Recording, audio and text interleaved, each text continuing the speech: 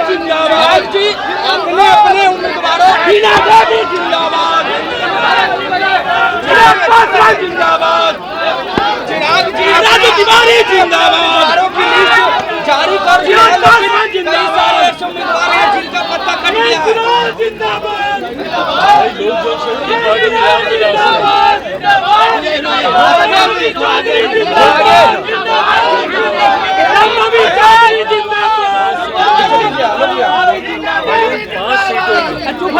संभव नहीं है।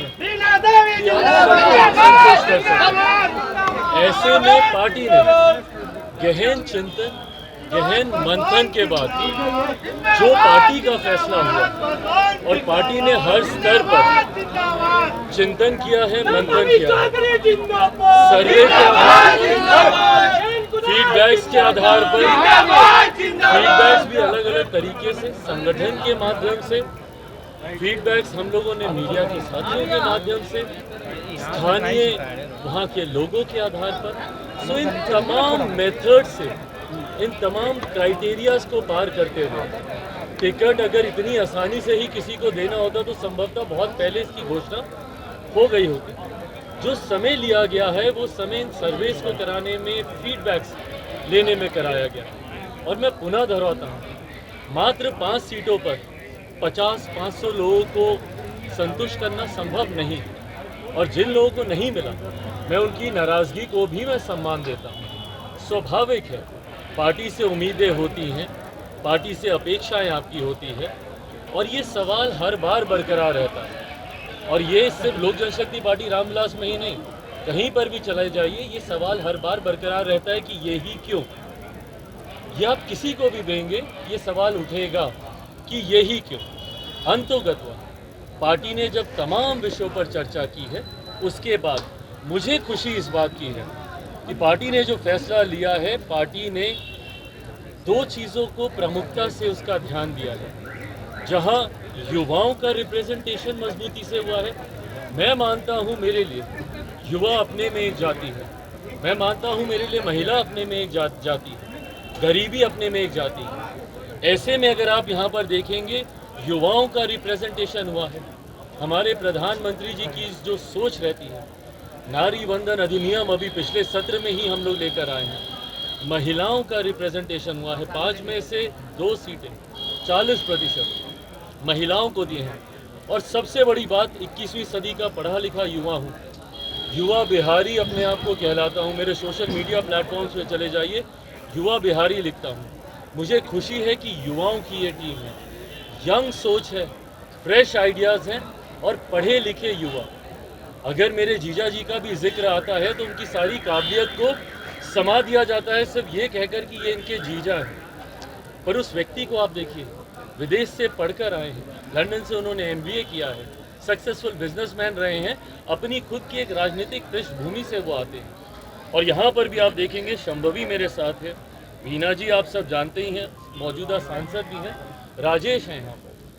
सब पढ़े लिखे युवा चेहरे, ऐसे चेहरे जो जब भारत की संसद में जाएंगे बिहार का प्रतिनिधित्व करेंगे। और आप सबसे मैं ये विनम्र आग्रह करता हूँ, ये वो खूबसूरत छवि है जो हम लोग को बिहार की प्रस्तुत करनी है देश और दुनिया के सामने। जब ये लोग जब जाकर वहाँ पर बिहार की बात को रखेंगे, आज की तारीख में जिस तरीके से बिहार को देखा जाता है, यह छवि बनाने का प्रयास किया जाता है, इस छवि को बदलने के ऐसे पढ़े लिखे युवाओं को सामने आना जरूरी है। और मुझे लगता है ये खूबसूरत चुनाव लोकतंत्र बचाने के लिए आज एनडीए गठबंधन के द्वारा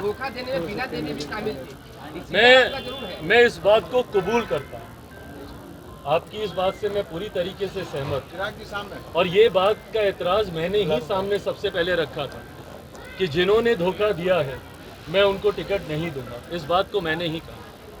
पर ये वही वीना देवी हैं जो कि सबसे पहले, और मुझे याद है जब मेरी नानी का निधन हुआ था उस वक्त ना सिर्फ ये वापस पार्टी के साथ आई, ना सिर्फ इन्होंने अपनी गलती का इजहार किया, उस पर पश्चाताप भी किया। मेरी माँ से निरंतर मुलाकात ये करती रही, पार्टी के हर कार्यक्रम में आती रही।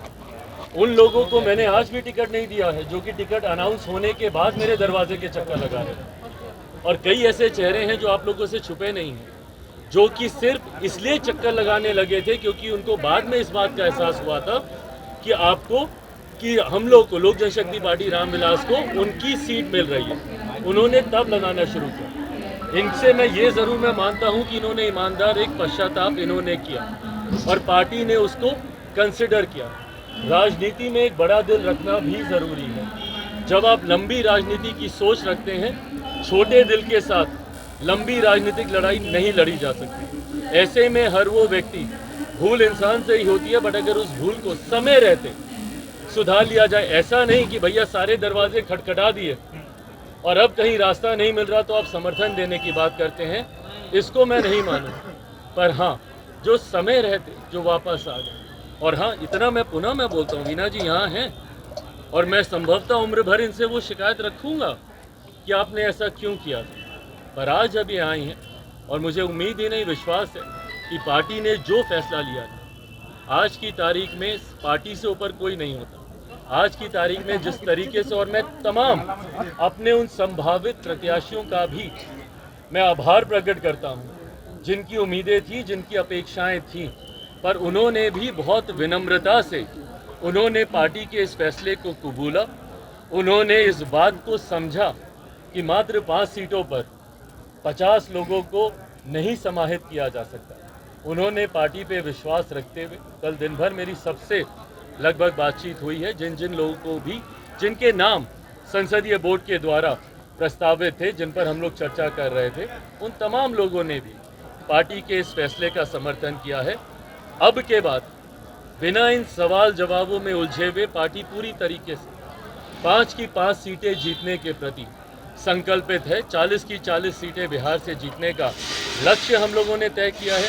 मेरे लिए, मेरी पार्टी के लिए ये खुशी और गर्व की बात है कि जब हमारे प्रधानमंत्री, जिनको तीसरी बार हम लोग देश का प्रधानमंत्री बनाने के लक्ष्य के साथ हम लोग उतरे हैं, जब मेरे प्रधानमंत्री जब बिहार की धरती पर अपने चुनाव प्रचार की शुरुआत करेंगे तो वो मेरी कर्मभूमि जमुई से शुरुआत करेंगे। सबसे पहले वो 4 तारीख को दिन में 12 बजे प्रधानमंत्री वहाँ पर पहुँचेंगे। 4 तारीख को वहीं से वो चुनावी प्रचार की वो शुरुआत करेंगे। ऐसे में जब प्रधानमंत्री आ रहे हैं तो हम लोग की जिम्मेदारी, जवाबदेही और ज़्यादा बढ़ जाती है। पहले वहाँ की सभा को हम लोग को मजबूत, बड़ा खूबसूरत, पिछली बार की सभाओं की तस्वीरें अगर आप लोग के पास हो तो मुझे लगता है बिहार की सबसे बड़ी सभाओं में से वो एक थी। लोकतंत्र बचाने के लिए इंडी गठबंधन की रैली हुई है।